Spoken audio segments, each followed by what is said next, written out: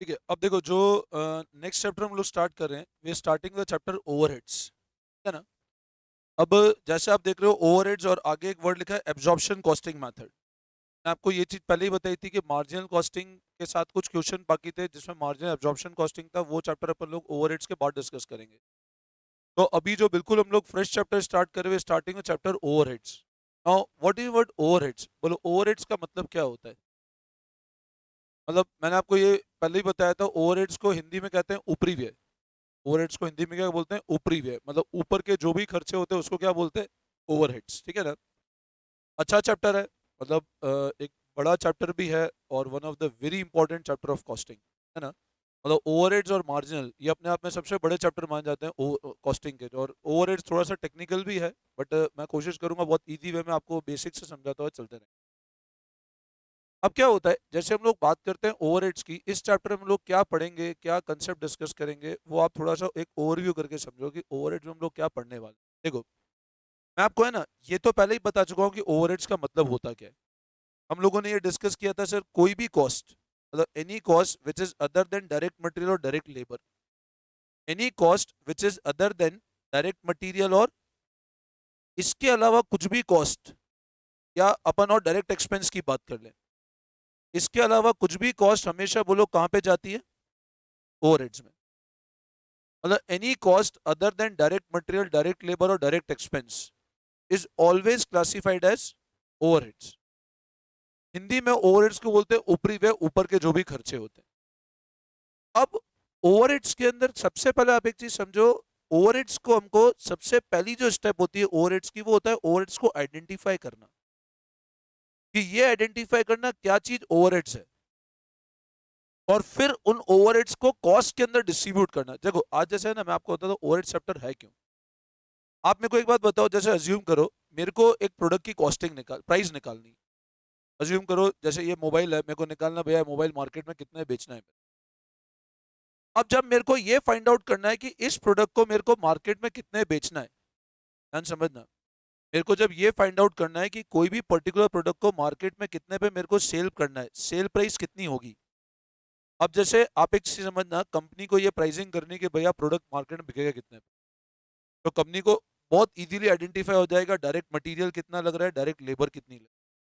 आज जैसे मान लो मैं तुमको पढ़ा रहा हूँ, तुमने बोला फीस कितनी है, मेरे को पता है भैया मटेरियल कितना लग रहा है, मैंने कहा मान लो साल भर में 5,000 के नोट्स जाएंगे, तो मटेरियल तो 5,000 रुपये फ्लैट है, ये तो आइडेंटिफाइड कॉस्ट है, पर स्टूडेंट टू स्टूडेंट लगेगी। मैंने टीचर आएगा, मान लो एक क्लास का लेट से वो 500 रुपये लेता है, तो मैंने टोटल क्लासेस काउंट किया, मतलब 30 क्लासेस है, 15,000 रुपये टीचर के बनते हैं। मान लो 10 बच्चे बैठे हैं, तो एक बच्चे से टीचर की कितनी कॉस्ट लेनी है मेरे को, 1,500 रुपये टीचर की, लेबर की कॉस्ट ये होगी। ये तो पता लग गया सर, मटेरियल ये हुआ, लेबर ये हुआ। अब सिर्फ मटेरियल लेबर करके तो काम नहीं चलेगा भाई, इसमें ऑब्वियस सी बात है मेरे को मेरा प्रॉफिट भी चाहिए।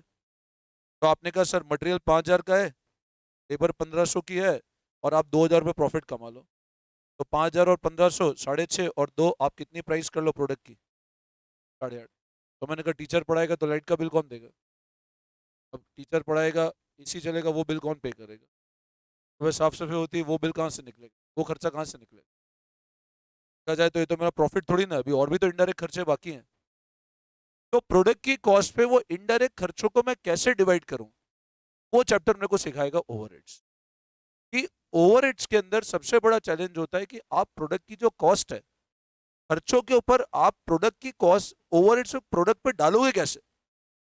आज जैसे मान लो मैंने कहा लाइट है, अब मैंने कहा यार मेरे यहाँ पे दिन भर लाइट चलती है, अब कभी इस रूम में भी लाइट चल रही है, ऊपर 11th क्लास चल रही है वहाँ भी लाइट चल रही है, पास में एक क्लास चल रही है वहाँ भी लाइट चल रही है।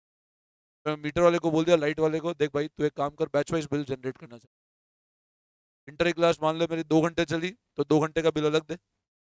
मैं बता दूंगा इंटर महीने में इतने घंटे चला, और फाउंडेशन इतने घंटे चला, उसका सबका बिल अलग अलग कर दे तुम्हें। प्रीमियम को बोल दिया मैंने कि आपकी सर्विसेज की पर बैच पे बता दो मेरे को, आपने इंटर में कितना काम किया, कहीं कोई काम नहीं किया तो वहाँ जीरो फीस कर दो। तो मेरे को एक चीज लॉजिकली सोच के बताओ, क्या इनकी कॉस्ट को डिवाइड करना पॉसिबल है क्या, पॉसिबल ही नहीं है।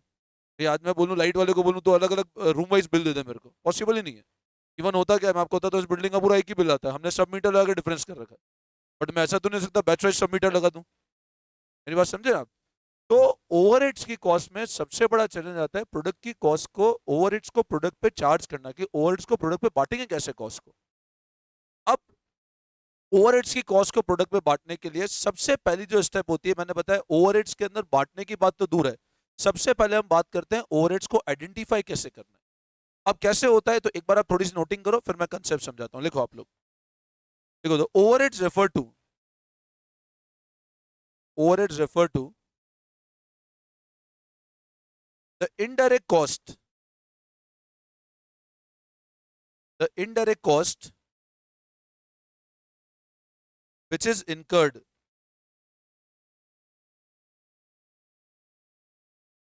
other than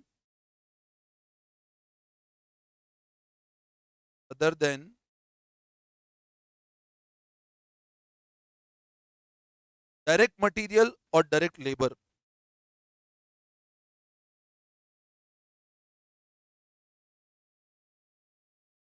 is incurred other than direct material or direct labor,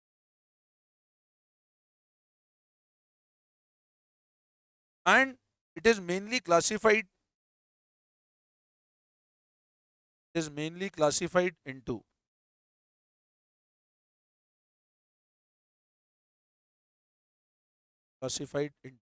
किस किस में क्लासिफाई होते हैं तो वो लिखो आप। देखो first, production oblique work oblique factory overheads,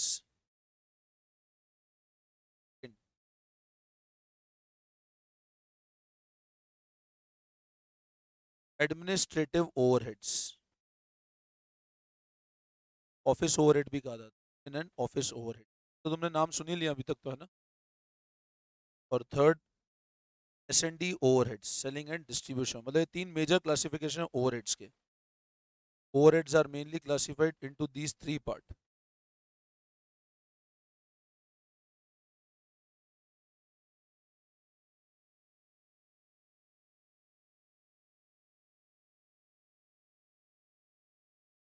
समझ में, ठीक है। तो ये तीन मेजर क्लासिफिक, अब इनके कुछ एग्जांपल्स हैं, मैं आपको एक सिंपल एक पेज में बताया तो एग्जांपल क्या क्या होते हैं ना, ये नोटिंग कर लिया। अब है ना, आप जैसे स्टडी मटेरियल देखोगे तो ये तीन मेजर ओवरहेड है, प्रोडक्शन ओवरहेड, एडमिन ओवरहेड और सेलिंग एंड डिस्ट्रीब्यूशन ओवरहेड, ठीक है बेटा।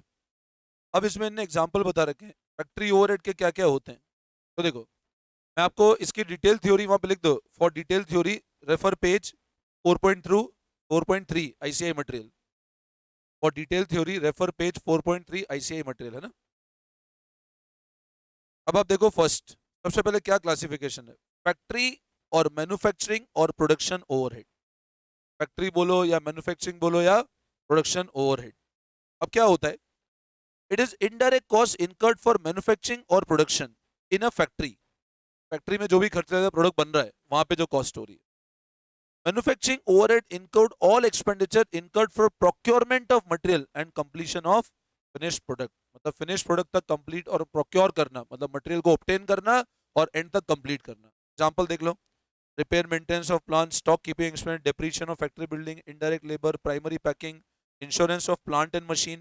Production overhead include admin cost related factory production और मैन्युफैक्चरिंग, मतलब फैक्ट्री के जो भी खर्चे इनडायरेक्ट खर्चे है ना, वो सब किस में चले जाएंगे, प्रोडक्शन ओवरहेड्स में।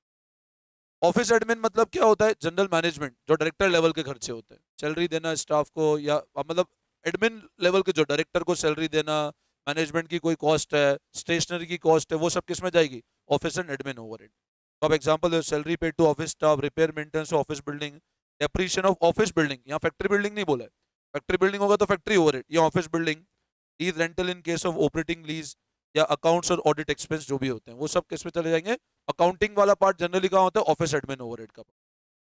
और S&D में क्या क्या होगा, सारे sale of product including all indirect relation sale, distribution overhead, making product sale, advertisement के जो भी खर्चे, सेल के प्रमोशन एक्सपेंस। एग्जांपल देख लो, salesman commission, advertisement, sale office expense, delivery van, transit insurance, ये सारे अपने इनडायरेक्ट एक्सपेंस हो गए। बोलो यहाँ तक कोई दिक्कत। अच्छा, फिर उसके बाद ये भी आपको पता है फिक्स ओवरहेड कौन से होते हैं, वेरिएबल ओवरहेड कौन से होते हैं। फिक्स मतलब क्या होता है, जो आउटपुट के साथ क्या होते जाते हैं, जो आउटपुट चेंज नहीं होते हैं, मतलब जो क्या रहता है हमेशा कांस्टेंट। वेरिएबल मतलब क्या होता है, जो आउटपुट के साथ क्या होते हैं, चेंज होते हैं, जिसमें indirect material, power and fuel, lubricant, tools और स्पेयर। और सेमी वेरिएबल में जनरली इलेक्ट्रिसिटी आ गया, वाटर आ गया, टेलीफोन और इंटरनेट एक्सपेंस। सेमी वेरिएबल मतलब कुछ पार्ट फिक्स है और कुछ पार्ट क्या है, वेरिएबल। ये तो जनरल एक बेसिक थ्योरी पार्ट हुआ। अब इनडायरेक्ट मटेरियल ये सब मैं आगे तुमको समझा ही रहा हूँ वन बाय वन। बोलो यहाँ तक तुमको कोई दिक्कत? बहुत सिंपल केस हो गया है। तो अब क्या होता है जब मैं ओवरहेड्स की बात करता हूँ, खैर ये पूरा थ्योरी पार्ट है, इसमें इतना ज्यादा अपने को डिटेल में जाने की नीड नहीं है। मैं सबसे पहले बात करता हूँ accounting and controlling of manufacturing overhead. तो तुम लिखो अगला step, accounting of overheads.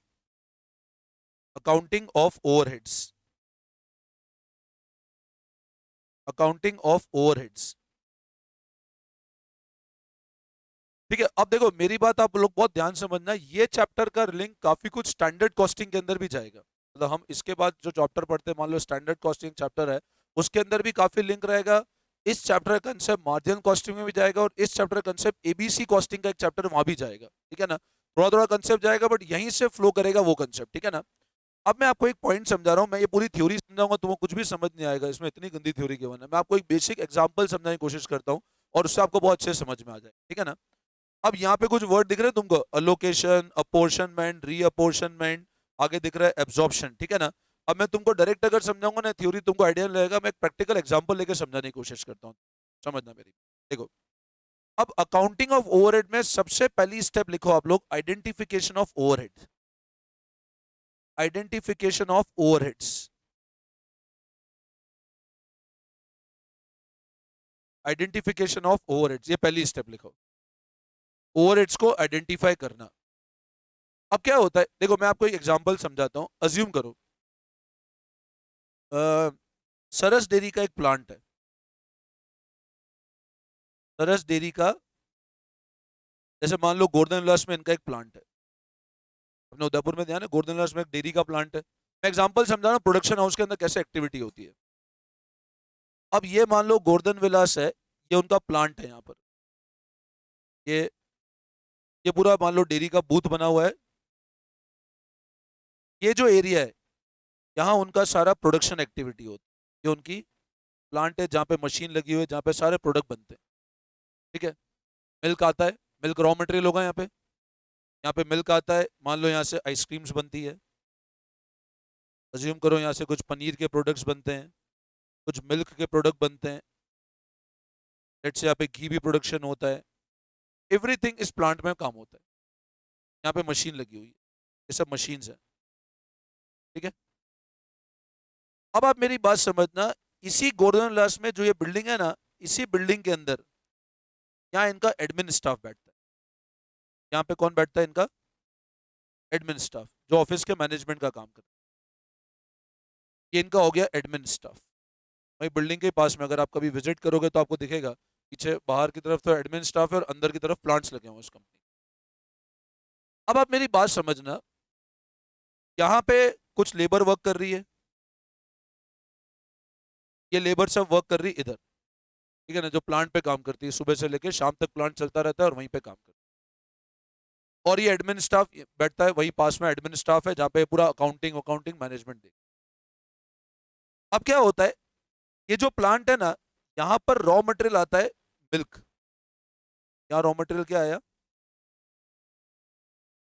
Milk आया। अब आप मेरी बात समझ, अभी होता क्या है, इस रॉ मटेरियल प्लांट के ऊपर मिल्क का काम क्या है बताओ? मिल्क मिल्क एक रॉ मटेरियल है जिससे इनके सारे फिनिश प्रोडक्ट बनते हैं। अब मिल्क से इनके ये सारे प्रोडक्ट बन रहे हैं, इनके ये सारे प्रोडक्ट मिल्क से ही बन रहे हैं। अब एडमिन स्टाफ जो है, उनको मान लो रेगुलर बेसिस पे टी की नीड पड़ती है, चाय पीते हैं वो। अब चाय पीते हैं तो चाय के लिए भी वापस रॉ मटेरियल क्या होगा? मिल्क। अब ये एडमिन स्टाफ क्या करता है, और दिन के 4-5 कप चाय पी जाते हैं। हर आदमी को 4-5 कप चाय चाहिए, बोले दूध तो अपने में मिल रहा है, बोले चाय बनाओ।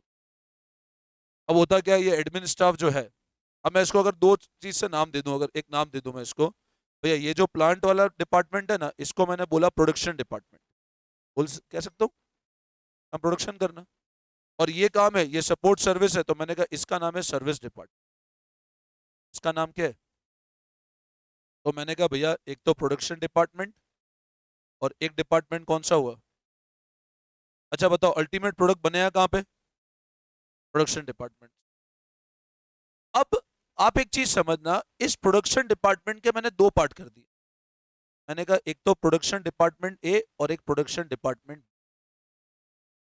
प्रोडक्शन डिपार्टमेंट ए में तो मान लो प्योर मिल्क के प्रोडक्ट बनते हैं और मिल्क के प्रोसेसिंग प्रोडक्ट बी में बनते हैं, कीवी ये सब बनते हैं बी के अंदर। और सर्विस डिपार्टमेंट मैंने कहा यहाँ भी दो लोग हैं, एक तो S1 और एक S2। मान लो सेल वाले लोग भी यहाँ के बैठते हैं, सामान बेचने वाले एडमिन जो सेलिंग एंड डिस्ट्रीब्यूशन सब यहीं बैठते हैं। अब हर आदमी को चाय पीने की आदत लगी हुई है, ठीक है ना। अब होता क्या है, आप एक चीज समझना, जब सर्विस डिपार्टमेंट के लोग चाय पीते हैं तो अब क्या होता है, सर्विस मान लो यहाँ पे मिल्क आया, प्रोडक्शन डिपार्टमेंट में रोज सुबह सुबह दूध आता है, और मान लो रोज दूध आता है 1000 लीटर सुबह। अच्छा दूध आता है क्या, कितना, 1000 लीटर दूध आता है। और 1 लीटर की मान लो कॉस्ट आती है 50 रुपए की। 1 लीटर की कॉस्ट कितने की आती है, ये ऑर्डर आता है, रॉ मटेरियल ये कंपनी रिसीव करती है। तो सरस को ये पता है कि सरस डेयरी वाले प्लांट को कि हमारे पास टोटल रोज सुबह कितने का दूध आता है, 1000 लीटर दूध आता है, 50,000 रुपए की लागत से दूध आता है। अब वो दूध प्रोडक्शन के भी काम आता है, और उसी दूध से कुछ लोग चाय भी बना लेते हैं। अब सर्विस डिपार्टमेंट S1 और S2 के अंदर मान लो यहाँ पे 10 लोग बैठते हैं, और यहाँ पे भी 10, यहाँ 12 लोग बैठते हैं। अभी दिन की 4-5 कप चाय पी जाते हैं, और 4-5 कप चाय पीते हैं, तो ये जब भी दूध मंगवाते हैं ना, ये सरस डेयरी वाले को पहले ही बोल देते हैं 1000 लीटर में रोज के 100 लीटर हमारे लिए अलग कर देना, 100 लीटर को प्रोडक्शन प्लांट पे मत चढ़ाना। वो 100 लीटर दूध तो एक काम करना हमारे यहाँ भेज देना, उससे हम चाय बनाएंगे। हमारे 22 लोग हैं, दिन की 4-5 कप चाय बनती है, तो इतना दूध चाहिए हमको रोज। अब आप मेरे को एक बात बताओ, ये जो चाय पीते हैं उसके लिए रॉ मटेरियल तो आपका कौन सा कंज्यूम कर रहे हैं, मिल्क। भाई मिल्क एक तरह से डायरेक्ट मटेरियल है ना। भाई अगर मैं पनीर की बात करूं, पनीर जो बन के आता है या आइसक्रीम जो बन के आ रही है, तो उसके अंदर अगर मैं बात करूं मिल्क, तो मिल्क तो डायरेक्ट मटेरियल हुआ नहीं हुआ, यस और नो। पहली जो मैंने आपको स्टेप बताई, सबसे पहली स्टेप है ओवरहेड्स को आइडेंटिफाई करो। भैया ओवरहेड्स है क्या क्या। अब सर ओवरहेड्स का आइडेंटिफिकेशन कैसे करना है, तो मैंने आपको बताया ओवरहेड्स मतलब वो सारी कॉस्ट जो अदर देन डायरेक्ट मटेरियल और डायरेक्ट लेबर है। अब ये लोग जो 10 और 12 लोग हैं, ये इतने नालायक लोग हैं कि इनको चाय बनाने के लिए भी वापस लेबर चाहिए। तो चाय वाय हम नहीं बनाएंगे, हम ऑफिस स्टाफ वाले हैं, हम चाय नहीं बनाएंगे, तो लेबर लेकर आओ। अब लेबर लाएं कैसे, यहाँ पे जो लेबर प्लांट पे काम करती है उसको बोला भैया तू आजा और तू वेजेस ले लेना, तू चाय तू ही बना के जा। तो उसी लेबर जो यहाँ काम करती है ना, उसको बुलाया कि तुम क्या, ये देखो मैं एग्जांपल समझा रहा हूँ, प्रैक्टिकली अपन डायरेक्ट क्वेश्चन देखेंगे, बट इस एग्जांपल तो काफी कुछ ये समझ में आ जाए। अब इसी लेबर को बुलाते हैं और आके बोलते हैं भैया चाय भी तू ही बना के जा। तो ये लेबर बोलती है भैया देखो चाय बनाने का पैसा लूंगी मैं वेजेस लूंगा, और जो वेजेस होगा वो आपके डिपार्टमेंट पे चार्ज कर दूंगा मैं, तो आपसे रिकवरी करूंगा, ADB से थोड़ा रिकवरी करूंगा। तो ने कहा भैया चाय, आज जैसे मेरे स्टाफ में कोई चाय पीता है, ये थोड़ा पैसा देता है, तो डायरेक्ट क्या करते हैं, मेरे ऑफिस मेरे अकाउंट में लिख देते थे इतनी इतनी चाय आई।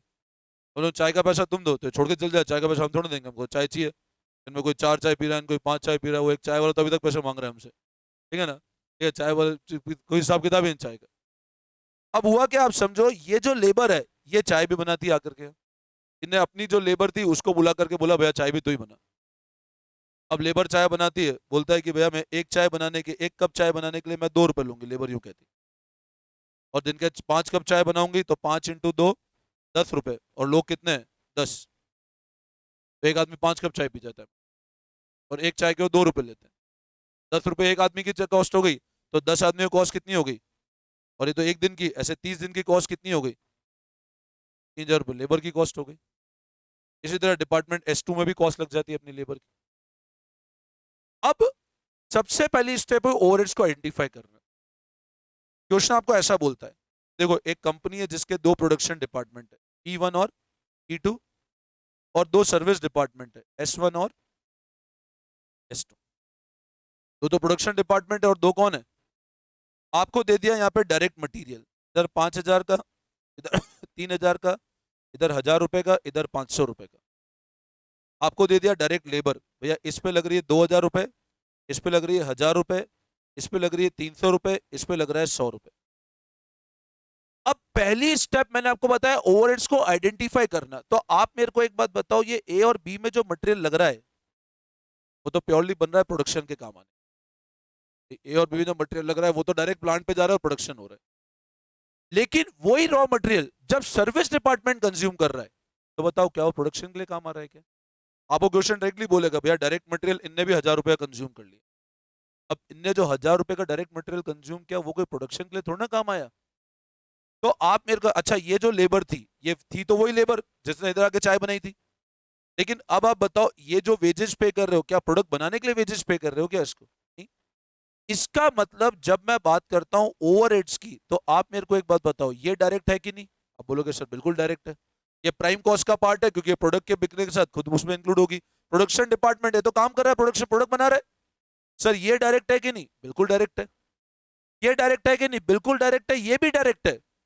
लेकिन ध्यान रखना कोई भी डायरेक्ट कॉस्ट अगर वो कौन से डिपार्टमेंट में इनकर हो रही है तो ये डायरेक्ट नहीं है। ये सबसे पहली बात है ये है ही क्या? ये डायरेक्ट नहीं है। This is a part of. और भाई जो सर्विस डिपार्टमेंट में चाय बन रही है वो डायरेक्ट कैसे हो गई? वो तो उनका सपोर्ट सर्विस है ना। तो सर्विस डिपार्टमेंट में कोई भी कॉस्ट भले ही वो डायरेक्ट नेचर की भी होगी बट वो जाएगी किसके अंदर? वो डायरेक्ट कॉस्ट नहीं है। वो है ही कौन सी? आज मेरे को एक बात बताओ ये जो स्टाफ चाय पी रहा है बट कॉस्ट हमारे ऊपर चार्ज कर रहा है तो वो स्टाफ जो चाय पी रहा है कॉस्ट कंपनी पे चार्ज कर रहा है वो है तो ओवरहेड्स कॉस्ट ना। कंपनी के मेन प्रोडक्ट की कॉस्ट थोड़ी ना है वो। तो अब आप एक चीज समझना जब मैंने बोला आइडेंटिफिकेशन ऑफ ओवरहेड ओवरहेड्स को आइडेंटिफाई करना मतलब प्रोडक्शन डिपार्टमेंट में जो डायरेक्ट मटेरियल डायरेक्ट लेबर लगा वो तो डायरेक्ट कॉस्ट है। बट डायरेक्ट कॉस्ट अगर कौन से डिपार्टमेंट में लगी सर्विस तो वो कौन सी कॉस्ट है? Indirect and that is your overheads. बोलो आई बात समझ में? तो सबसे पहले जब मैं ओवर आइडेंटिफिकेशन बात करता हूं ये स्टेप हमेशा ध्यान रखना। मैं आपको क्या अगर कोई अभी एग्जांपल अभी बताऊंगा आपको सारे ऐसे एग्जांपल दिखेंगे जहां आप ओवरहेड्स को आइडेंटिफाई करोगे। तो अब आप जब ओवरहेड्स की शीट बनाते हो तो पता है आप P1 और P2 में डायरेक्ट मटेरियल लिखोगे ना और S1 S2 लिखोगे तो यहाँ क्या लिखोगे? यहाँ पे कुछ नहीं लिखोगे क्योंकि ये प्राइम कॉस्ट है ये डायरेक्ट ही है। आपको बोले ओवरहेड की शीट बनाओ तो ये ओवरहेड्स नहीं है। बट S1 के अंदर कितना 1,000 ये ओवरहेड्स है। S2 में कितना ये ओवरहेड्स है। इसी तरह लेबर में ये डैश छोड़ दोगे और यहाँ कितना लिख दोगे आप 300 और 100 तो 300 और 100 ये आइडेंटिफिकेशन ऑफ ओवर। बोलो ये बात समझ में आई? ठीक है तो इसमें लिखो आप identification any cost which is incurred for service department is classified as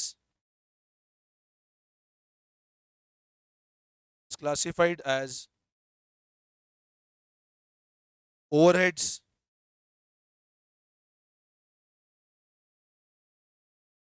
though it is though it is even कर दो even if it is direct in nature even if it is direct in nature भले उसका nature क्या हो direct हो। आपको question सिर्फ दिखा देता हूँ एक बार इस पैटर्न पे कैसे क्वेश्चन मिलेंगे तो आपको थोड़ा सा आइडिया लग जाएगा। देखो अपने को इस पैटर्न पे कैसे मिलेंगे क्वेश्चन में आपको क्वेश्चन सिर्फ दिखा देता हूँ आपको ऐसे मिलेंगे। जैसे सिर्फ ये इलस्ट्रेशन 4 को सिर्फ नजर डालो। आपको क्वेश्चन क्या बोल रहा है? Sons limited is manufacturing company जिसके 3 प्रोडक्शन डिपार्टमेंट ABC और 2 सर्विस डिपार्टमेंट है। तो ये 3 तो प्रोडक्शन डिपार्टमेंट हो गए और ये 2 कौन से हो गए? आगे पढ़ो मटेरियल आपको गिवन है। अब आपको सिर्फ क्वेश्चन ये बोल रहा है prepare statement showing distribution of overhead. Overhead तो अब आप देखना ओवरहेड डिस्ट्रीब्यूशन समरी। आप देखो डायरेक्ट मटेरियल ABC में खाली छोड़ा बट XY में डायरेक्ट होते हुए भी क्या माना उसको? ये डिपार्टमेंट कौन सा डिपार्टमेंट थे बोलो दोनों? चलो लेबर में देखो ये ओवरहेड्स। तो ये दोनों ओवरहेड्स है ये डायरेक्ट कॉस्ट नहीं है। बोलो आई बात समझ में? यहाँ तक कोई दिक्कत? आगे वाली स्टेप हम सब पढ़ रहे हैं सिर्फ ये वाला पॉइंट समझ में आया? कोई दिक्कत यहाँ तक? ठीक है आइडेंटिफिकेशन सेकंड स्टेप लिखो। अब लिखो second step allocation of overheads. Write down second step allocation of overheads. Allocation of overheads. Not even allocation. अब यहां पर है ना मैं आपको दो चीज समझाता हूं allocation एंड इसमें ना allocation of overhead and apportionment भी लिख दो। allocation of overheads overhead में सिंपल अब O ऑब्लिक H ही लिखना है ना हर जगह पूरा मत लिखो overheads and apportionment of overheads. Apportionment of overheads. अब देखो मेरी बात समझना बच्चों, what is meaning word allocation and apportionment. देखो अलोकेशन और अपोर्शन को अगर मैं ऐसा बोलूं ना, अलोकेशन मतलब वो overheads which can be directly identified to a particular department. मैंने कोई कमरा किराए पे लिया, समझना मेरे को आपका बैच रन करना था, मान लो ये बिल्डिंग पूरी फुल है। अब मैंने पड़ोस वाले से बात की, भैया मेरे को एक कमरा चाहिए 3 घंटे के लिए सुबह, और सुबह 3 4 घंटे के लिए चाहिए, और एक ही बैच रन करूंगा, और उस कमरे का रेंट बता दो। तो उसने कहा भैया आप सुबह 3 घंटे के लिए ऑक्यूपाई करोगे तो आपका जो रेंट होगा वो 2,000 रुपये महीने से होगा, और सिर्फ आप ही का बैच रन होता है। अब मेरे को एक बात बताओ, ये डायरेक्ट आइडेंटिफाइड ओवरहेड है कि नहीं है? आइडेंटिफाइड है, भैया आपके बैच के ऊपर ही लग रही कॉस्ट मेरी, तो आपके बैच से रिकवरी करनी। ये कहलाता है अलोकेशन।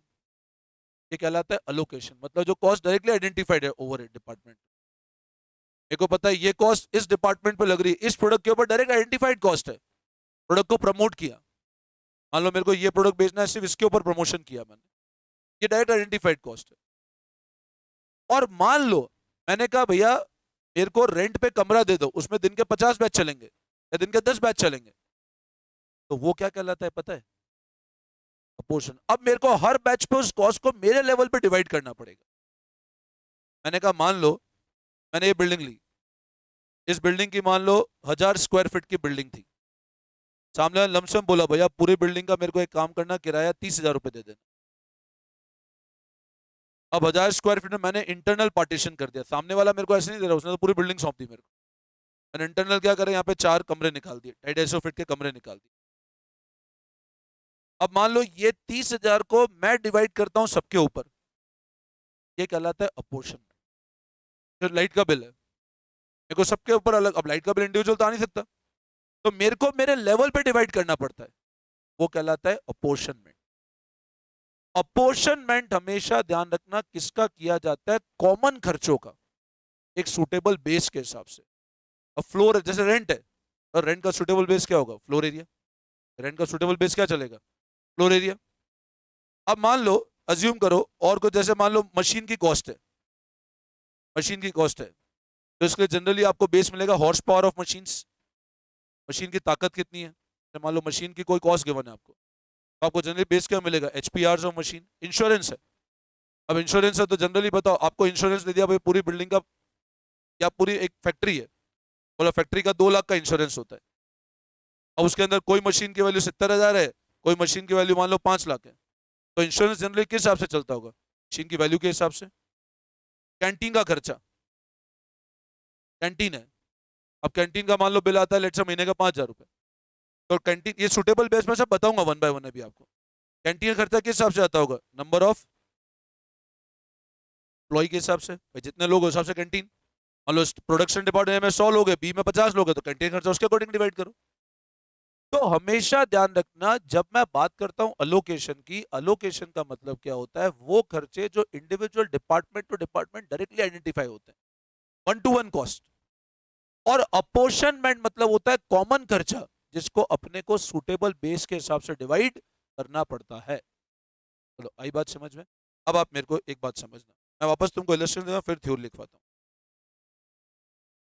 अब जैसे आप ये क्वेश्चन देखो, फैक्ट्री रेंट डायरेक्ट गिवन है 4 लाख रुपए, पावर डायरेक्ट गिवन है, depreciation 1 lakh, other over direct given है। अब बताओ ये जो खर्चा था ये 2 लाख और 1 लाख, ये 1 लाख और 2 लाख, ये आइडेंटिफाइड ओवरहेड्स है। तो इसको मैंने क्या किया पता है? इसको मैंने क्या किया, बट इनको मैं क्या करूंगा पता है? पोर्शन। अब जैसे फैक्ट्री रेंट है 4 लाख, आप देखो आपको एरिया दिख रहा है, दिख रहा है एरिया, तो इसका मतलब ये जो 4 लाख की कॉस्ट है, इसको किससे डिवाइड कर दोगे आप? इस एरिया के रेशो में डिवाइड करोगे। अब डिपार्टमेंट ए ने कितना एरिया कंज्यूम किया है? बी ने 250, 500, 250, 500, इस रेशो में डिवाइड कर दोगे। पावर, पावर आप देखो machine HP hours of machine given है, हॉर्स पावर मशीन की ताकत, हॉर्स पावर समझते हो क्या होता है? हॉर्स पावर तो मशीन की ताकत, मशीन कितनी ताकत से चलती है। अब पावर को जनरली बच्चे कंफ्यूज करते हैं इलेक्ट्रिसिटी से, भाई फैक्ट्री में जो पावर लगता है वो पावर लगता है मशीन कैपेसिटी के लिए, तो ये जो पावर है इलेक्ट्रिसिटी नहीं है, ये पावर लग रहा है मशीन के लिए, मशीन की ताकत को इंक्रीज करना है, मशीन की ताकत को मेंटेन करने के लिए। डेप्रीशिएशन, अब बताओ डेप्रीशिएशन के तुमको इसके अंदर क्या सुटेबल बेस लगता है? डेप्रीशिएशन मशीन आवर्स पे लगेगा या एसेट की वैल्यू पे? भाई डेप्रीशिएशन चले एसेट की वैल्यू पे लगता है ना। भाई जितनी महंगी मशीन है उतना ज्यादा डेप्रीशिएशन, यस और नो? तो अदर ओवरहेड्स इसका सुटेबल बेस नहीं है, तो देखते हैं कैसे करना है।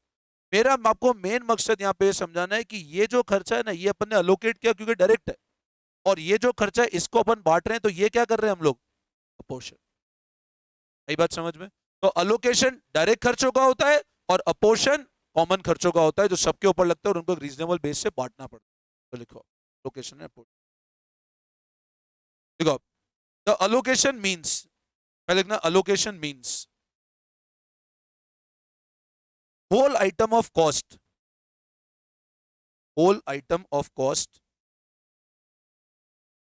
which are identified, whole item of cost which are identified with any one department, with one department, that is that cost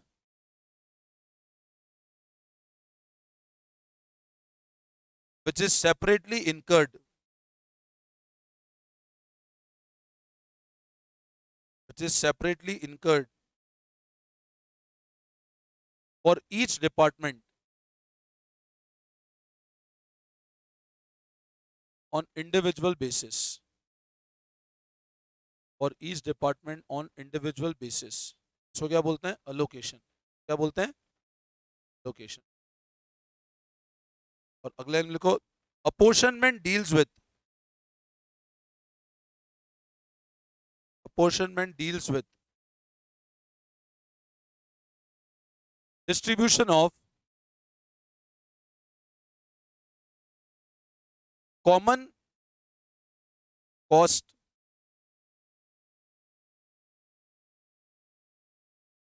incurred for all department together, incurred for all department together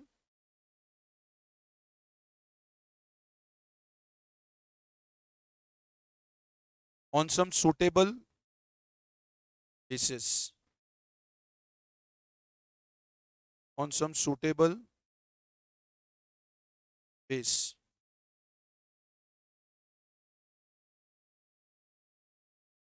ठीक है, on some suitable base, ये होता है apportionment. अब है ना, आप मेरी बात समझना, देखो ध्यान से समझो, यहाँ तक कोई दिक्कत आप लोगों को क्लियर है? अब आप मेरी बात समझो। हमने क्या किया, मान लो प्रोडक्शन डिपार्टमेंट था ए और ये बी, और सर्विस डिपार्टमेंट थे S1 और S2। इधर मान लो आपको मटेरियल गिवन था, लेबर गिवन थी, और आपने वापस आगे क्या कर दिया? अलोकेट भी कर दिया और अपोर्शन भी कर दिया। क्या आपने काम कर दिया? ये कुछ भी नहीं था, ये 1000, 500, ये 300, 200, ये अलोकेट किया आपने, सब में किया 1000, 200, या इसको मैं अलोकेट ही कह दिया, ये और अलोकेशन था, इसके अलावा ये और अलोकेशन था 100 और 100 का, और अपोर्शन किया आपने, अपोर्शन आपने डिवाइड भी कर दिया सब खर्चों को, एक रीजनेबल बेस से डिवाइड कर दिया। कैसे करना अपन आगे समझेंगे, अभी मैं आपको एग्जांपल बता रहा हूँ। मान लो ये अपोर्शन करके 200, 100, 300 और यहाँ 100 रुपए। अब आपने टोटल लगाया, पता चला यार कि प्रोडक्शन डिपार्टमेंट ए में टोटल ओवरहेड्स कितने के आ रहे हैं? 1200 के। डिपार्टमेंट इधर कितने आ रहे हैं? 300, 1300 और 300, 600, और यहाँ कितने आए? 700 और 100 और 2, ये कहाँ आ रहे हैं? ये अपने खर्चे। अब हमने कहा अगली स्टेप आती है, भैया ये पैसा कमाएंगे कैसे? ओवरहेड्स तो हो गए, अभी तो ओवरहेड्स हुए, अभी मटेरियल लेबर जुड़ना बाकी है, ये ध्यान रखना। अभी आपने से ओवरहेड्स की बात की, मटेरियल लेबर कहाँ जोड़ा अपन ने? तो आपने कहा भैया अभी ओवरहेड्स क्या रेट से रिकवर करेंगे ये बता दो, कि ओवरहेड्स के लोगों से कितना पैसा लेना है ओवरहेड्स का, ये बताओ। ये कॉस्टिंग मैं कर रहा हूँ कि भैया ओवरहेड से कितना पैसा लेना है। अब सर्विस डिपार्टमेंट 1 को बोला भैया तुम्हारा खर्चा 1900 रुपए, तुम्हारा खर्चा 900 रुपए। आज मेरे को एक बात बताओ, मैं तुमको पढ़ा रहा हूँ, अब मैं तुमको पढ़ा रहा हूँ, बताओ सारा रेवेन्यू तो यहीं से जनरेट होता है, ऑफिस स्टाफ थोड़ा रेवेन्यू जनरेट कर रहा है। ऑफिस स्टाफ की जो कॉस्ट है वो भी अल्टीमेट तुम्हारे बैच पे डिवाइड होगी, जो अलग अलग बैच चल रहे हैं। तो इसका मतलब ये क्लियर है कि जो ये सर्विस डिपार्टमेंट है इसकी कॉस्ट भी अल्टीमेट जानी वापस किस में चाहिए, जो कॉस्ट है कहाँ जाएगी। आज मान लो मैं सर्विस इंडस्ट्री है बट प्रोडक्शन तो यहीं से हो रहे हैं जो भी हो रहा है, तो उनकी जो कॉस्ट है वो भी तो तुम्हारे ऊपर ही डिवाइड होगी। वो कहाँ से निकालेंगे पैसा, मैं उनको बोला तुम्हारा पैसा तुम निकालते रहो, मैं मेरा पैसा निकालूंगा तुम तुम्हारा पैसा निकालते रहो, छोड़ के चल जाएंगे, बोले हम कहाँ से निकालें। सरस का डेयरी प्लांट है, सर्विस डिपार्टमेंट S1 S2, ये जो चाय पी रहे हैं, अब ये चाय भी कॉस्ट तो इन प्रोडक्ट से निकालनी पड़ेगी ना अल्टीमेट भैया, जो ये प्रोडक्ट बन रहे हैं आइसक्रीम पनीर मिल्क प्रोडक्ट घी ये सब यहीं से तो निकलती है कॉस्ट, मतलब ऑर्गेनाइजेशन की एक एक कॉस्ट फाइनल प्रोडक्ट से तो निकलेगी। तो सर्विस डिपार्टमेंट की कॉस्ट अल्टीमेट वापस डालनी किसके ऊपर पड़ेगी, भाई आपको अगर प्रोडक्ट की फाइनल कॉस्ट निकालनी है तो सर्विस की पहले टोटल कर लो, और सर्विस डिपार्टमेंट की जो कॉस्ट है वापस किसके ऊपर डिवाइड करो, प्रोडक्शन पे। अब ऐसा हो सकता है जैसे मान लो सर्विस डिपार्टमेंट जो S1 S2 है, अब समझना P1 P2 S1 S2, अब ये सर्विस डिपार्टमेंट इसको भी काम देता है, इसको भी हेल्प करता है, ये इसको भी हेल्प करता है और इसको भी हेल्प करता है, सर्विस डिपार्टमेंट आपस में सर्विस डिपार्टमेंट को भी हेल्प करता है, ऐसा भी हो सकता है। ये सर्विस डिपार्टमेंट इसके लिए भी काम करता है, इसके लिए भी काम करता है, इसके लिए भी काम करता है। तो आपको generally ratio of distribution given होगा क्वेश्चन के अंदर, मैं रेशियो बताता हूँ कैसे गिवन होता है। अब आप देख रहे हो जैसे ये नीचे एक टेबल देखो, दिख रहा है आपको, a technical assessment of apportionment of service department is as under.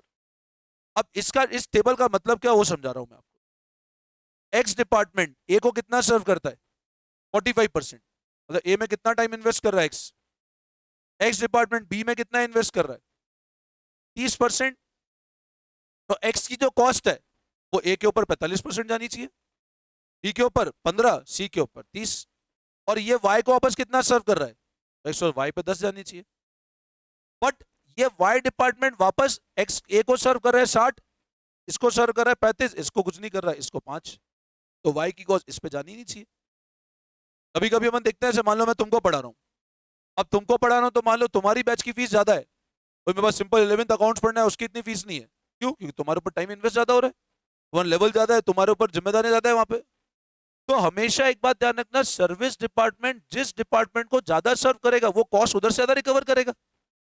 तो सर्विस डिपार्टमेंट एक्स ने, अब इसकी हमने पहले अलोकेट अपोर्शन करके टोटल निकाल लिया, अब इस टोटल कॉस्ट को मेरे को अल्टीमेट रिकवरी तो एबीसी से करना है ना, कि भैया ए में कितना कॉस्ट डालना है, बी में कितना डालना है, क्योंकि मेरे फाइनल प्रोडक्ट तो एबीसी बना के दे रहे मार्केट में। तो मैंने क्या किया, इस कॉस्ट को इन तीनों पे मैंने क्या किया, डिवाइड कर दिया इस प्रोपोर्शन पे, और कुछ डिपार्ट कॉस्ट कहां जा रही, वाई में, तो वाई वाली कॉस्ट भी मैंने वापस क्या की एक्स, क्यों अल्टीमेट वाई की कॉस्ट भी जानी किस में चाहिए, एबीसी में। तो कैसे करेंगे डिवीजन वो आगे देखेंगे। बट आप एक चीज समझो कि अगला जो स्टेप होगा, एक बार आपने ओवरहेड को आइडेंटिफाई कर लिया, अलोकेट कर लिया, अपोर्शन कर दिया, अब नेक्स्ट स्टेप क्या आती है कि ये जो सर्विस डिपार्टमेंट की कॉस्ट है इसको किसके ऊपर डाल दो, प्रोडक्शन डिपार्टमेंट में। सर्विस डिपार्टमेंट की कॉस्ट को किसके ऊपर डिवाइड कर दो, ऑन प्रोडक्शन डिपार्टमेंट। तो नेक्स्ट जो स्टेप आती है वो कहलाती है रीअपोर्शनमेंट, वो क्या बोलते हैं उसको, रीअपोर्शनमेंट। रीअपोर्शनमेंट का मतलब क्या हुआ कि सर्विस डिपार्टमेंट की कॉस्ट को दोबारा किस पे डालना है हमको, प्रोडक्शन डिपार्टमेंट पे, ये कहलाता है रीअपोर्शनमेंट। चलो आई बात समझ में, तो लिखो अगला step, reapportionment, reapportionment of overheads,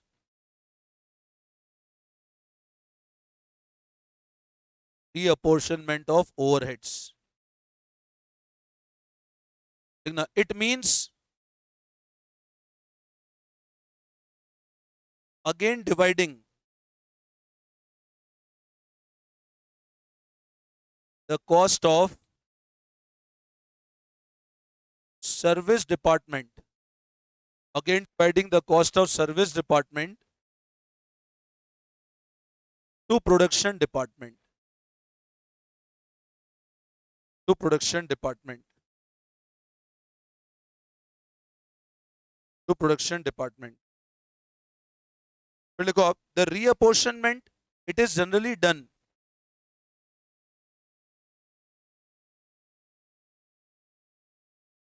using following methods।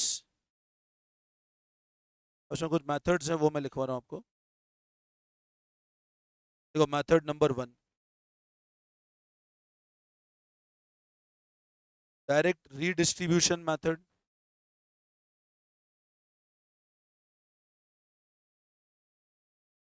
Second, step method oblique non reciprocal method third,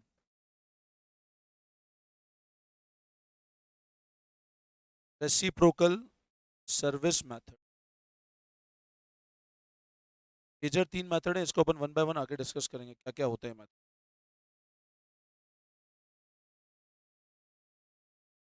ये कहलाता है रीअपोर्शनमेंट। अब मेरे को बताओ, once the reapportionment is done, service department में कुछ कॉस्ट बचेगी? वो तो जीरो हो जाएगी। सारी कॉस्ट किस पे डिवाइड कर दी आपने? Production department. तो इसमें लिख लो नेक्स्ट लाइन में, आफ्टर रीअपोर्शनमेंट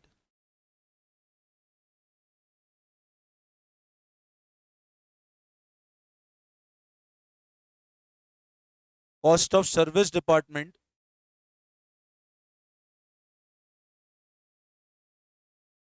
विल बी निल, वो जीरो हो जाएगी। और लास्ट और सबसे इंपॉर्टेंट होता है एब्जॉर्प्शन। तो अब लिखो नेक्स्ट पॉइंट। देखो पहला पॉइंट मैंने क्या लिखा, आइडेंटिफाई करना, फिर अलोकेट और अपोर्शन करना, फिर क्या बताया, रीअपोर्शन करना, और नेक्स्ट लिखो absorption of overheads. Absorption of overheads,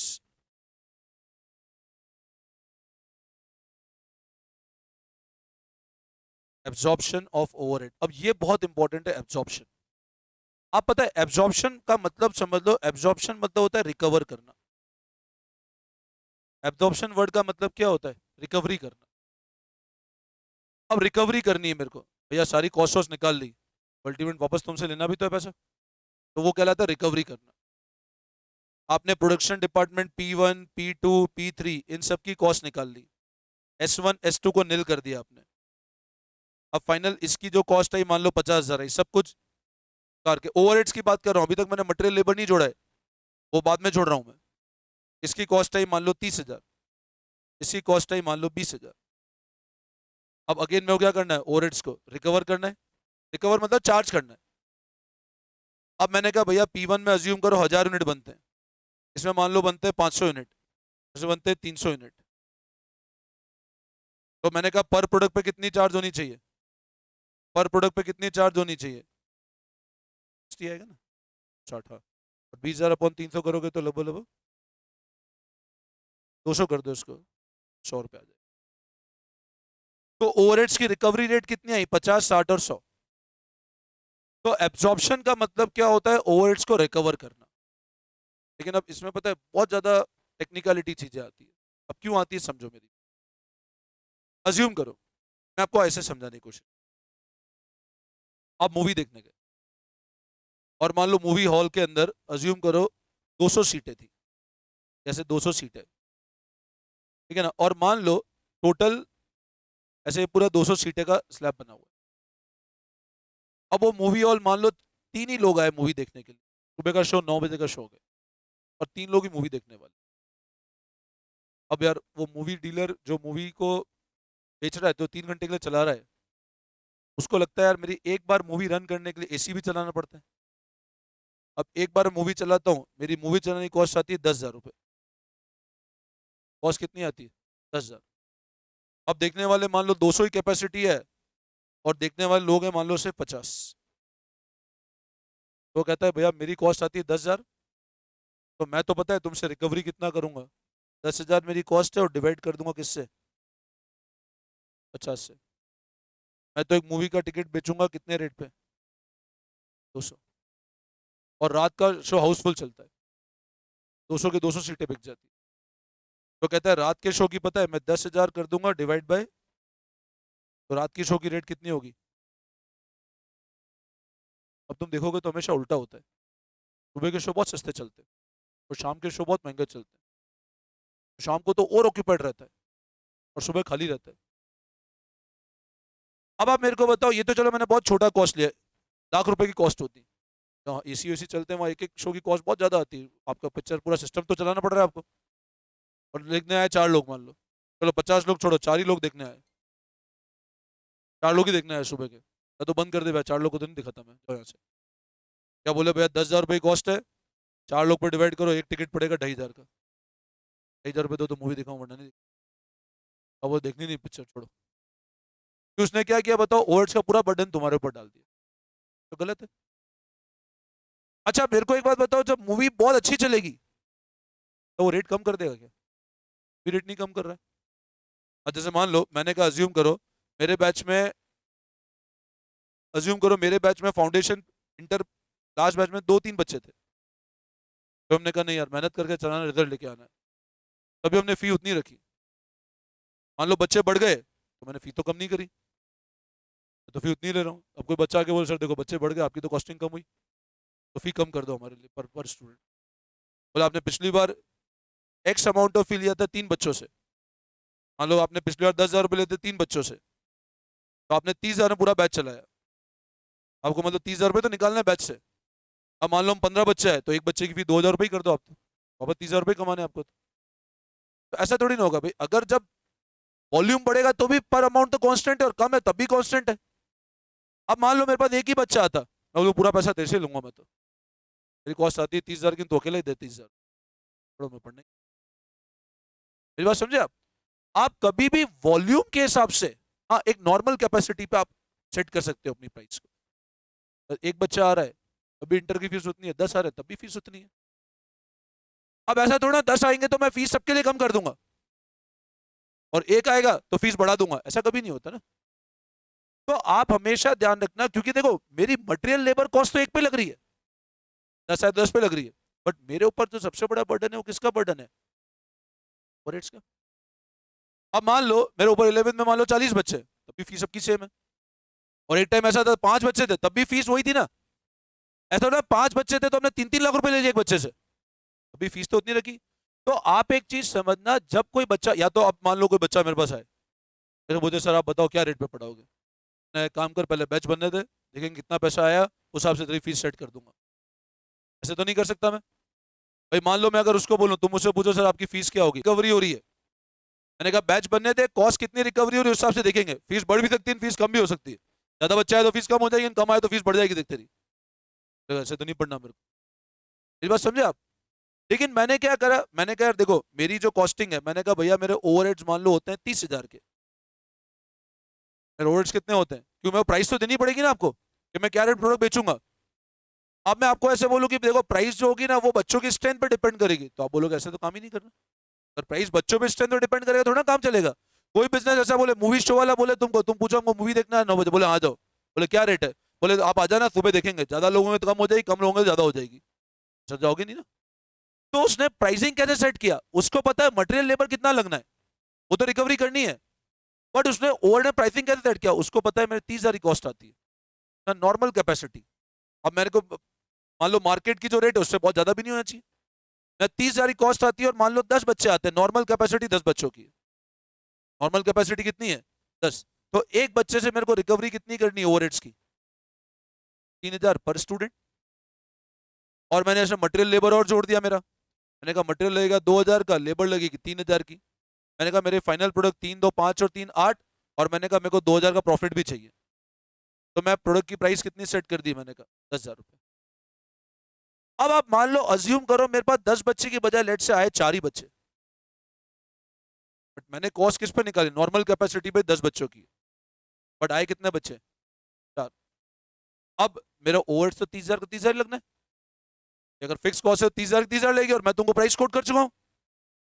अब मेरे को बताओ मटेरियल लेबर तो लगना ही 4 का ही है, वहां टेंशन वाली बात नहीं है, लेकिन ओवरहेड्स की मेरी कॉस्ट लग कितनी रही है, कॉस्ट लग कितनी रही है, बट रिकवरी पूरी 30,000 की हुई क्या?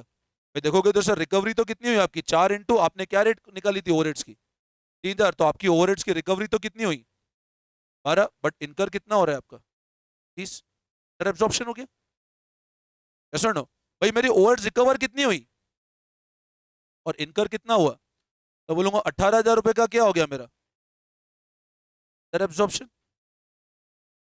अब अंडर एब्जॉर्प्शन मतलब अंडर रिकवरी हुई। अब बताओ ये फायदेमंद है कि नुकसान है, नुकसान है। तो अंडर एब्जॉर्प्शन मतलब मैंने कम रिकवर किया, खर्चा ज्यादा इनकर हो रहा है बट रिकवरी कम करी। ये बात समझ में? अब अंडर एब्जॉर्प्शन हुआ, वापस मेरे सामने चैलेंज है, भैया ये कॉस्ट कैसे रिकवर, क्या मेरी कॉस्ट है तुम्हारे ऊपर डिवाइड करूं मैं? तो अपन समझेंगे आगे कैसे पढ़ना है इसको। और मान लो मैंने सोचा था आएंगे कितने बच्चे, 10, और लेट से आ गए 15, अब 15 है तब भी मेरी फीस उतनी रहेगी और ओवर 30,000 ही रहेंगे। तो अब मेरे को बताओ अब मेरी रिकवरी कितनी हुई है, बट खर्चा कितना हुआ? तो ये क्या हो गया मेरा, ओवर रिकवरी। और ओवर रिकवरी क्या है मेरे लिए, टेबल है। और ये क्या है मेरे लिए, इसको मैं बोल रहा हूँ एडवर्स है। स्टैंडर्ड कॉस्टिंग में वापस आया कंसेप्ट, अंडर और ओवर रिकवरी।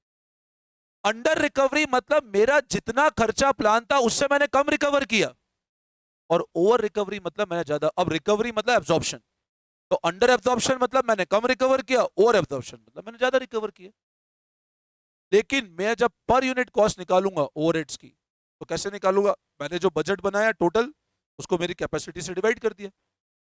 अब मेरी नॉर्मल कैपेसिटी उससे डिवाइड किया, नॉर्मल कैपेसिटी 100 की है तो 100 से, और 200 की है तो 200। तुम देखो मूवी के अंदर, आप देखो लगभग सब जगह रेट सेम चलती है, हार्डली कोई 20-25 रुपया डिफरेंस आता है। क्यों? क्योंकि सबकी नॉर्मल कैपेसिटी सेम है ना। कोई बंदा अगर अपनी वॉल्यूम कम है और प्राइसिंग बहुत बढ़ा देगा तो प्रोडक्ट बीट हो जाएगा मार्केट में। हर प्रोडक्ट में देख लो आप, आज इंटर की फीस है या फाउंडर की फीस है, आप देखो मार्केट कम्पीट वही फीस चलती है सब जगह। ऐसा नहीं होता आज मैं बोला 5 लाख रुपए लूंगा और कोई बोला 50,000 लूंगा। अब मैं आप बोला 5 लाख क्यों लोगे, मैंने कहा मेरे बच्चे कम है इसलिए, कम पढ़ना ही नहीं आप। ये समझे आप? तो ओवरहेड्स के अंदर अगला जो पॉइंट होता है वो आता है एब्जॉर्प्शन। एब्जॉर्प्शन मतलब रिकवर करना। यही बात समझ में? बोलो कोई डाउट? अब आप मेरे को एक बात बताओ, मैंने आपको ये कुछ स्टेप बताई, नोटिंग में करा रहा हूं। आइडेंटिफिकेशन, अलोकेशन, अपोर्शन, रीअपोर्शन और एब्जॉर्प्शन। क्या मैं इसको पहले करके इसको बाद में कर सकता हूँ? स्टेप इंटरचेंज हो सकती है? क्या एब्जॉर्प्शन पहले हो सकता है बात की बजाय? स्टेप क्या रहेगी हमेशा सेम। और इस चैप्टर के अंदर मैं आपको बता रहा हूँ मैक्सिमम छोड़ो 99% टीचर पता है पहले ये तीन चीज पढ़ा, आपको पहले तीन नहीं पढ़ाऊंगा, मैं पहले एब्जॉर्प्शन पढ़ाऊंगा और फिर मैं आपको ओवरहेड्स के अलोकेशन अपोर्शन पर लेके जाऊंगा, तो आपको बहुत इजी लगेगा चैप्टर। मैं डायरेक्ट अगर यहाँ से स्टार्ट करूंगा तो टफ लगेगा आपको। तो पहले और सबसे ज्यादा क्वेश्चन भी एब्जॉर्प्शन के आते हैं, मेजोरिटी एग्जाम में क्वेश्चन 99% एब्जॉर्प्शन के क्वेश्चन आते हैं। और एक बार उसका कंसेप्ट समझ लो, बहुत इजी कंसेप्ट है। आई बात समझ में? तो अब लिखो एब्जॉर्प्शन। देखो एब्जॉर्प्शन, देखो absorption, it means recovery of the overheads, recovery of the overheads charged to production department. It means recovery of the overheads charged to production department by using a suitable base, by using a suitable base, by using a suitable base. अब देखो next line में, absorption rate per unit equals to budgeted overheads on normal capacity, on normal capacity.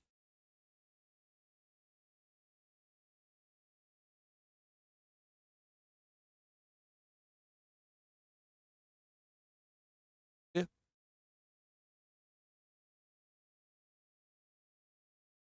अब इसी के साथ अगला heading लिखो, तो under oblique over absorption of overheads, under oblique over absorption, हाँ मतलब अगला हेडिंग है under oblique over absorption of over. सबसे लिखो अंडर एब्जॉर्प्शन। देखो when the amount of overheads recovered, when the amount of overheads recovered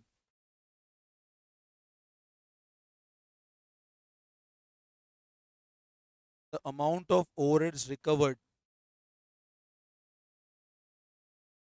is less than actually incurred.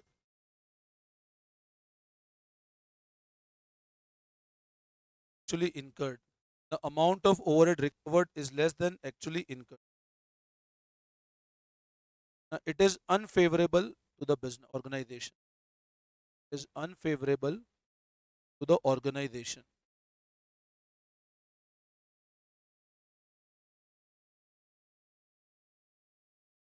So when the amount of overheads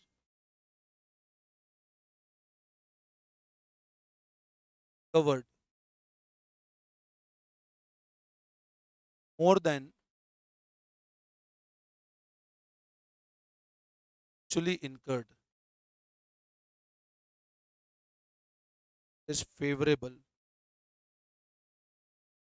the organization. ये फायदेमंद है ना.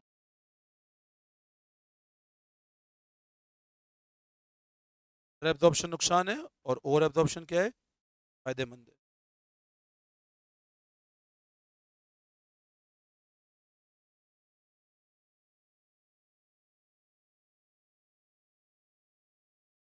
डर मतलब recovery कम हुई, ठीक है ना, भले इसमें हिंदी में लिखते हैं रिकवरी कम हुई, तो क्या बाद में तुमको ध्यान रहेगा रिकवरी कम हुई एक्चुअल से, है ना, और इसमें रिकवरी ज्यादा हुई, ओवरहेड ज्यादा रिकवर हुए, है ना.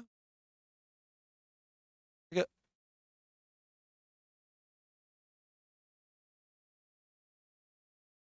नोट कर लिया.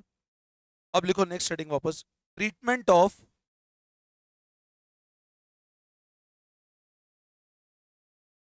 Under oblique over absorption of overheads. उसका ट्रीटमेंट क्या होगा.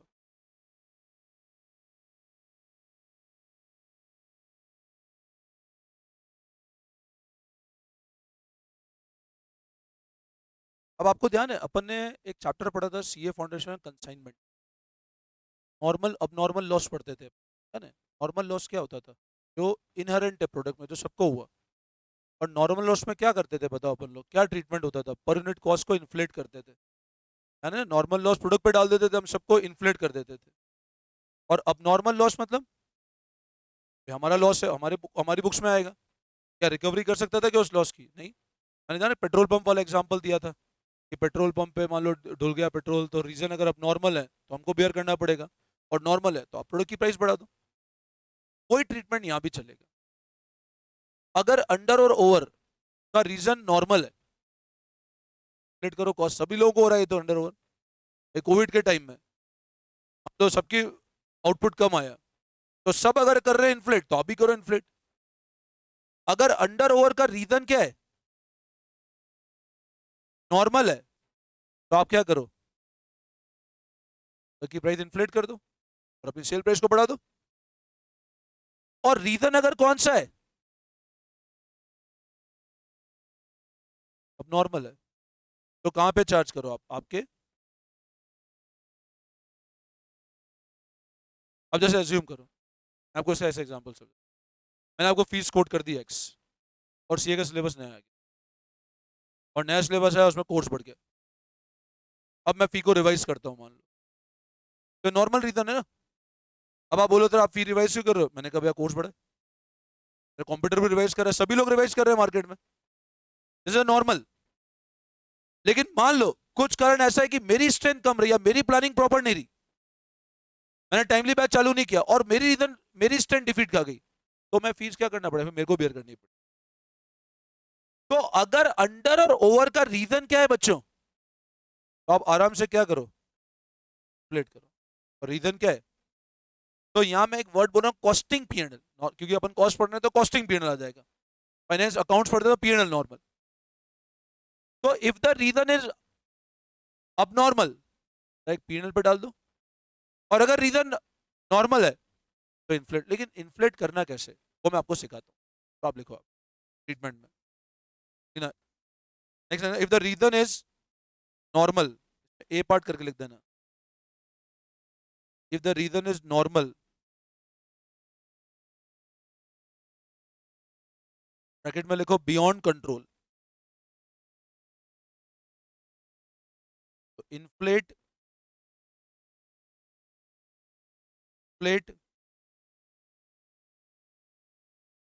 cost of sale, finished goods and WIP.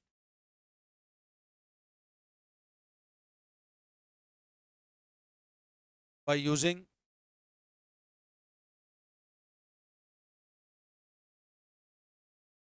supplementary rate.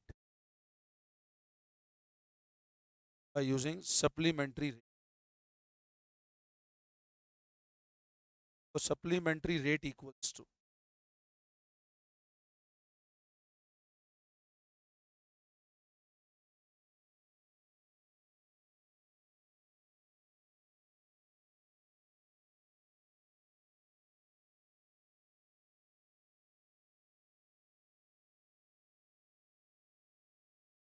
supplementary rate equal to under oblique over absorb overhead upon unit produced.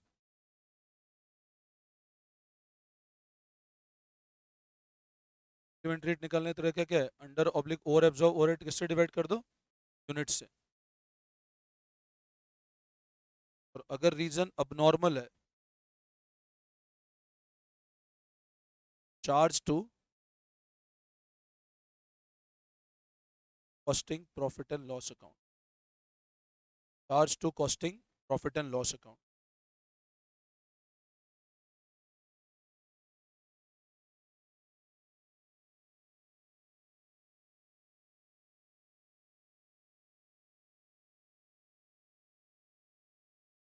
यहाँ तक कोई दिक्कत?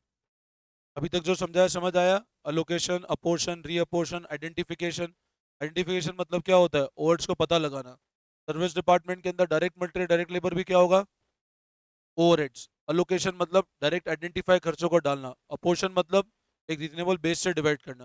रीअपोर्शन मतलब सर्विस डिपार्टमेंट को वापस प्रोडक्शन डिपार्टमेंट डालना. एब्जॉर्प्शन मतलब रिकवरी करना. रिकवरी एक सुटेबल बेस से हो सकती है, ठीक है ना? फिर अगर अंडर रिकवरी है तो बताओ मेरा फायदेमंद है नुकसान है? नुकसान है. ओवर रिकवरी है तो फायदेमंद. चलो यहाँ तक कोई दिक्कत? अच्छा, ट्रीटमेंट क्या होगा? अगर रीजन नॉर्मल है तो इन्फ्लेट करो कॉस्ट, एक रेट को यूज करके वो रेट निकालने का तरीका मैं समझा रहा हूँ. और अब नॉर्मल है तो कॉस्टिंग प्रॉफिट एंड लॉस, आपका खुद का लॉस है, आपके खुद के ऊपर चार्ज. बोलो any doubt till this point? Clear है? देखो क्वेश्चन देखते हैं, अभी समझ में.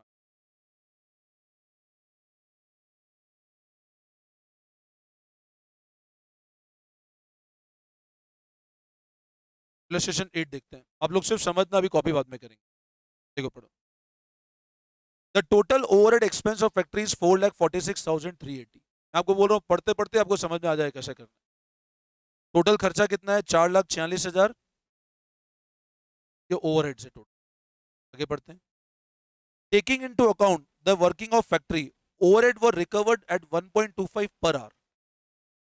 अब यहां पर ये चीज ध्यान रखना, देखो रिकवरी रेट होती कैसे. आज जैसे मान लो, आप मेरे को एक बात बताओ. आप मेरे से पूछना है मेरी को, सर आप, जैसे मान लो कोई टीचर आया मेरे, वो टीचर मेरे को बोलता है सर आप कैसे पेमेंट करते हो. मैं अब बताओ, अब मैं टीचर, मैं बच्चे को पढ़ाने के लिए पेमेंट के लिए क्या बोलूंगा? या तो पर क्लास या पर स्टूडेंट. ऐसे यूनिट होगा?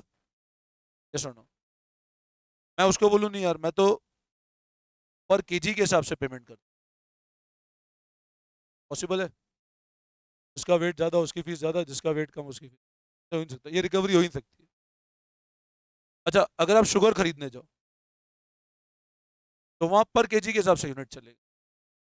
क्या समझे आप? पेट्रोल लेने जाओ तो पर लीटर के हिसाब. यूनिट डिपेंड करेगा इंडस्ट्री का नेचर क्या है. मैं कभी यूनिट ऐसे नहीं सेट कर सकता हूँ. अगर ऐसे सेट करूंगा तो पतला हो जाओ फ्री में पड़ लेगा, है ना? तो आप एक चीज समझो, है ना? अभिषेक देख रहा है हुआ, ठीक है, मैं और वेट कम कर लूँ मेरा, है ना? तो आप एक बात बताओ, रिकवरी रेट हमेशा डिपेंड करता है industry to industry, production department. अब मान लो कोई डिपार्टमेंट ऐसा है जो मशीन बेस्ड डिपार्टमेंट है, तो काम ही मशीन पे होता है पूरा, लेबर लगती नहीं वहाँ पे, प्योरली मशीन काम है. तो आता है मशीन में, ऑटोमेटिक मशीन से ही बाहर लगता है, लेबर आती नहीं है. तो उसका रिकवरी ऑब्वियसली बात है ऊपर मशीन आर सेट करेगा. भाई मशीन कितने घंटे चली उस हिसाब से रिकवरी करूंगा. अब मान लो कोई प्रोडक्ट ऐसा है जो प्योरली लेबर बेस्ड है, तो पैकिंग डिपार्टमेंट है. अब पैकिंग नॉर्मली कौन होती है? लेबर के थ्रू होती है पैकिंग. तो वहां पे लेबर, वहां क्या सकता है? पर लेबर आर. तो रिकवरी रेट हमेशा डिपेंड करता है एक यूनिट पे। भी अपन आगे जाके पढ़ेंगे रिकवरी कैसे करना है हमको, बट अभी आप समझ लो कि रिकवरी होती है उस ऑर्गेनाइजेशन का, इंडस्ट्री का नेचर कैसा है। ठीक मैं पॉइंट। अब मैंने क्या बोला, टोटल ओवरहेड 4,46,380 है, प्रोडक्शन ओवरहेड रिकवर होते हैं ₹1.25 पर घंटे के हिसाब से। तो एक घंटे में रिकवरी रेट कितनी थी? ₹1.25। द एक्चुअल आर वर्क वर 293,104। अब कितने घंटे काम हुआ था? 2,93,104। अब बताओ 2,93,104 घंटे काम हुआ, तो रिकवर कितने कर जाओगे? 293,104 इंटू 1.25। करो कैलकुलेटर पे, करो कैलकुलेटर पे। 293,104 इंटू 1.25 करो कैलकुलेटर पे, कितना आता है? 3,66,380। अब मेरे को एक बात बताओ, खर्चा किया इतना, खर्चा किया इतना और रिकवरी कितनी करी? 3,66,000। ये आ रहा है 380। तो बोलो अंडर रिकवरी है कि ओवर रिकवरी है? कम रिकवर किया मतलब हमारा फायदा नुकसान? नुकसान। तो लॉसेस को हमेशा बुक्स में क्या करते हैं? डेबिट की क्रेडिट? डेबिट करते हैं यार, लॉसेस को हमेशा डेबिट करते हैं। State how would you proceed to close the books? Books कैसे क्लोज करोगे? Assuming that 7,800 unit produced, of which 7,000 were sold and there are 200 equivalent units in WIP। अब क्या बोल रहा है आपका सबसे अंडर रिकवरी कितना हुआ? 380 माइनस। अब सर ये हमारा अंडर रिकवरी है, मतलब मैंने पेमेंट इतना कर दिया होगा, मैंने पेमेंट की एंट्री तो इतनी ही करी होगी, टू कैश इतना क्रेडिट हुआ होगा, बट डेबिट कितना हुआ कैश से? 366,380। यस और नो? भाई पैसा आएगा 366,380 और खर्चा डेबिट कितना और पेमेंट कितना कर दिया? 4,46,000 रुपए। तो सर 80,000 बुक्स में अभी भी चल रहा है बैलेंस, रोज तो करना पड़ेगा ना। 80,000 ओवरहेड खाते में चलेगा, आपने एंट्री की ओवर टू कैश 4,46,000, आपकी रिकवरी कैश टू ओवरहेड 366। तो आपने कहा अभी ओवरहेड में कितना बैलेंस चल रहा है, अब इसको कैसे क्लोज करें? ये बोल रहे ना how do close the books, तो 80,000 का क्लोज करोगे। अब आप बोलोगे सर 80,000 का बताओ रीजन क्या था? अगर रीजन अब नॉर्मल है तो P and account debit, to overheads, overheads close करो, हमारे बुक्स में बर्डन डालो। और अगर रीजन नॉर्मल है तो इन्फ्लेट करो आप कॉस्ट को। तो मैंने कहा अब देखते हैं आगे। ऑन इन्वेस्टिगेशन, मतलब जब पता लगाया कि क्या कारण था, 50% of unabsorbed overhead was account of increase in cost of indirect material. अब बोला भैया जब पता लगाने गए ना तो पता लगा कि जो 80,000 है उसका आधा, तो किस कारण से? क्योंकि इनडायरेक्ट मटेरियल की कॉस्ट बढ़ गई है। अब बताओ मेरे लिए बढ़ी कि सबके लिए बढ़ी? तो ये रीजन नॉर्मल है अब नॉर्मल। एंड इनडायरेक्ट लेबर, ठीक है, वो तो सबके लिए बढ़ रही है। And remaining was due to factory inefficiency, और बाकी क्या कारण है? हमारी इनएफिशिएंसी। तो बोलो क्या है वो रीजन? तो सर 80,000 में से 50,000 तो क्या हो गया? 40, सॉरी सॉरी सॉरी, 40,000 तो अब नॉर्मल, और बाकी 40,000 अब आप पढ़ो मैंने आपको क्या लिखवाया था नॉर्मल के लिए। आप रीजन पढ़ना, मैंने क्या लिखवाया था अभी, आप पढ़ो। अगर रीजन क्या है? नॉर्मल है, बियॉन्ड कंट्रोल, तो इन्फ्लेट क्या करो? फिनिश गुड्स और by using supplementary, by using, और रेट निकालने का तरीका क्या है? Under over upon. अब बताओ सप्लीमेंट्री रेट क्या पूरे 80,000 के लिए निकालो? 40 के लिए? अच्छा मेरे को एक बात बताओ, 7,800 यूनिट तो बन गए थे जिसमें से 7,000 बिक गए थे, और 800 यूनिट कहां पड़े थे मेरे? और इसके अलावा 200 यूनिट और क्या था? इसके अलावा आप पढ़ो ध्यान से, अगर रीड करोगे लैंग्वेज ध्यान से पढ़ो। 7,800 वर प्रोड्यूस, प्रोड्यूस में तो WIP आएगा नहीं। 7,000 were sold and there were 200 equivalent unit in WIP, मतलब 200 यूनिट अभी तक और कहां पड़े हैं? मतलब इक्विवेलेंट मतलब जो फिनिश गुड्स के बराबर है, मतलब इक्विवेलेंट है। इक्विवेलेंट मतलब क्या है मैं आपको ऐसे समझा देता हूं, जैसे मान लो मैंने कहा 400 यूनिट है WIP के, 50% कंप्लीट है, तो इक्विवेलेंट कितने यूनिट हो गए? 200, ऐसे इक्विवेलेंट यूनिट। भाई 450% मतलब इक्विवेलेंट 200 यूनिट। समझे बात को? तो अब मेरे को बताओ मेरे टोटल यूनिट्स कितने बने? $7,800 प्लस इक्वलेंट है, मतलब ये फिनिश के इक्वलेंट कन्वर्ट कर दिया हमने। तो रेट क्या आई? ₹5। समझे बात को? मैं भी नोटिंग करा रहा हूँ, आपसे समझ लो। ₹5। अब मेरे को एक बात बताओ, कितने बिक गए? तो आप क्या बढ़ाओ, आपकी कॉस्ट ऑफ सेल बढ़ाओ। कितने से? अल्टीमेट कॉस्ट ऑफ सेल बढ़ेगी तो आपकी फिनिश गुड्स की आपकी सेलिंग प्राइस बढ़ानी पड़ेगी आपको। कॉस्ट शीट को रिकॉल करो। कॉस्ट ऑफ सेल बढ़ेगी तो प्रॉफिट मार्जिन सेल बढ़ा के जोड़ोगे तो आपकी ऑटोमेटिक क्या बढ़ेगी? सेल प्राइस बढ़ेगी। भाई कॉस्ट शीट में अपन ऐसे करते हैं, कॉस्ट ऑफ सेल बढ़ गई, कॉस्ट ऑफ सेल ही बढ़ रही है तो आपकी ऑटोमेटिक प्रॉफिट आपको आपकी रेट बढ़ेगी प्रोडक्ट की। अच्छा, फिनिश गुड्स कितने से बढ़ाना पड़ेगा आपको?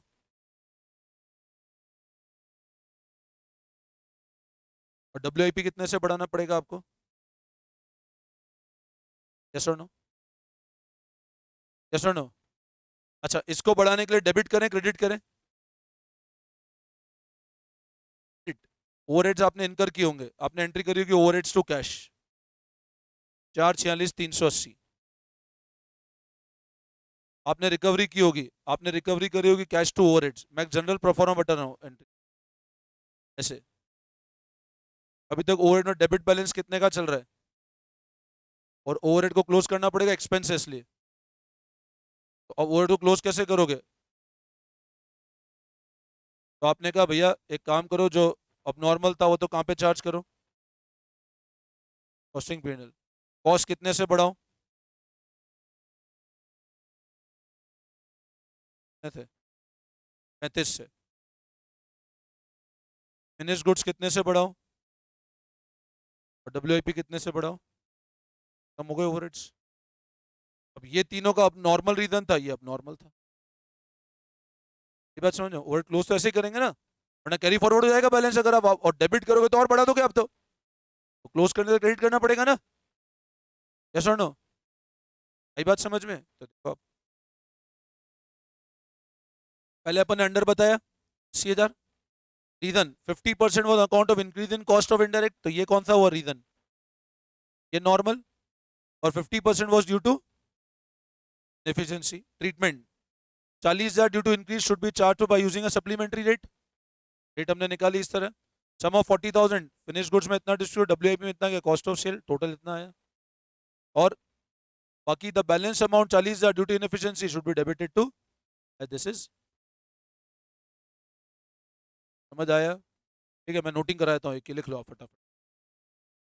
तो एक्चुअल फैक्ट्री ओवरहेड्स, तो एक्चुअल फैक्ट्री ओवरहेड्स 446,380।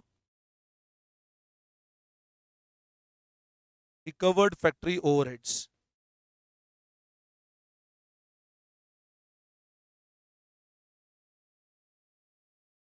293,104 थे। 293,104 into 1.25।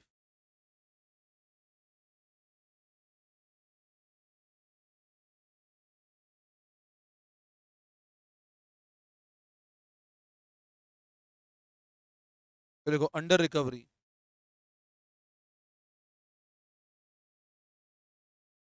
80,000, under recovery 80,000।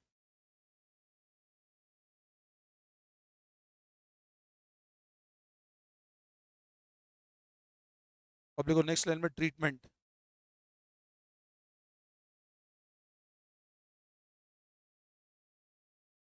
Of under absorption. First, due to inefficiency normal charge to costing profit and loss account.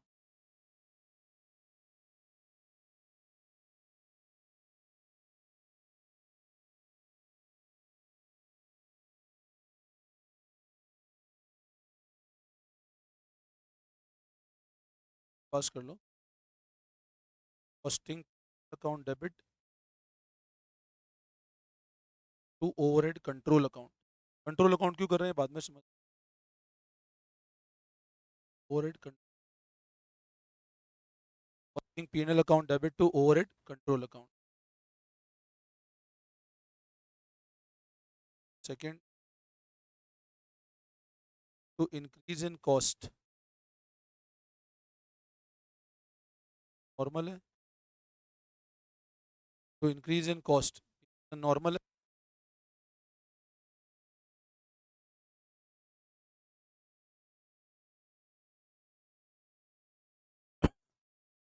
Supplementary rate equals 40,000 upon 7800 plus 200। वो समझ आ रहे हैं सब लोगों को? ₹5 per unit.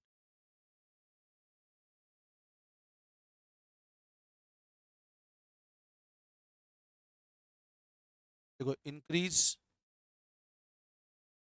Cost, cost of sale 1000 1000 IP 200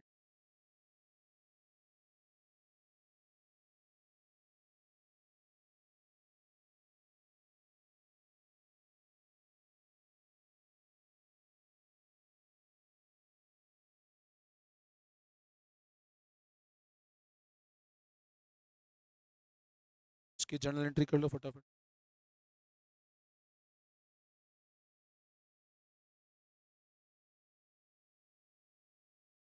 cost of sale account debit 1000 WIP WIP control account कर देना 1000। ये अपन के एक चैप्टर पढ़ेंगे अभी है ना, कंट्रोल अकाउंट, तुमको वहां समझ में आ जाएगा। 4000 टू ओवरहेड कंट्रोल 40,000।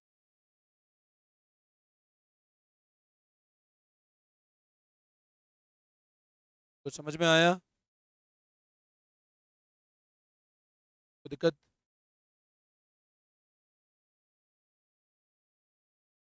वापस समझाओ।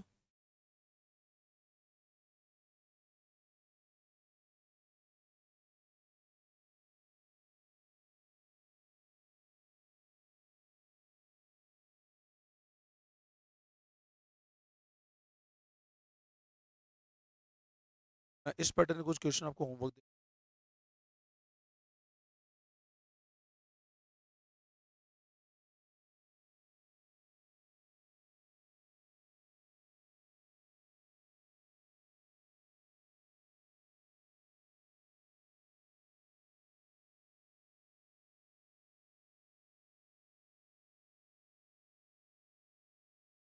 एक तो है ना अनसॉल्व 8 होमवर्क करना, सॉल्व 8 होमवर्क करना।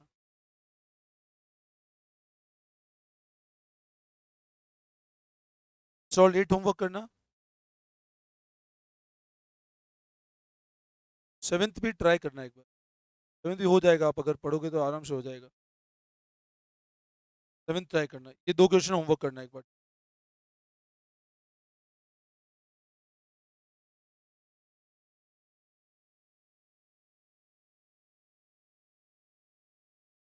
बस ठीक है, इतना काम कर लेना। ठीक है, फिर हम लोग कल करते हैं।